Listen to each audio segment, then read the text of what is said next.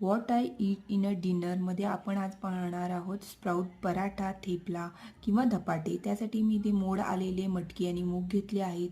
कोथिंबीर, आलं, लसूण, कोथिंबीर, मीठ, हळद, धणे पावडर, जिरे पावडर, लसूण आणि मिरची तुमच्या आवडीनुसार आणि थोडंसं ज्वारीचं पीठ, तांदळाचं पीठ घालून मी इथे मळून घेतलं आहे पीठ. त्यानंतर मी चटणीसाठी इथे पुदिना, कोथिंबीर, आलं, लसूण, मिरची, मीठ घालून मी इथे मिक्सरला त्याची चटणी करून घेतली आहे. त्यानंतर मी इथे एक प्लास्टिक घेतले आहे, त्यावर तेल लावून मी इथे थालीपीठ किंवा धपाटे म्हणू शकता इथे मी थापून घेतले आहेत. त्यानंतर आपल्याला ते छोटे छोटे करायचे जेणेकरून ते तुटणार नाहीत, फाटणार नाहीत आणि अशा प्रकारे काढून घेऊन छान असे तव्यावर 5 ते 10 मिनटं छानपैकी शेकून घ्यायचे जेणेकरून आतून बाहेरून ते व्यवस्थित शिजले पाहिजेत आणि थोडंसं तेल घालून त्याला व्यवस्थित भाजून घ्यायचं आहे. आणि एकदम हेल्दी, टेस्टी आणि प्रोटीन रिच असे आपले थेपले किंवा धपाटे खूप छान आणि यम्मी अशी डाएटची रेसिपी आहे. नक्की ट्राय करा आणि मला कमेंट करून सांगा.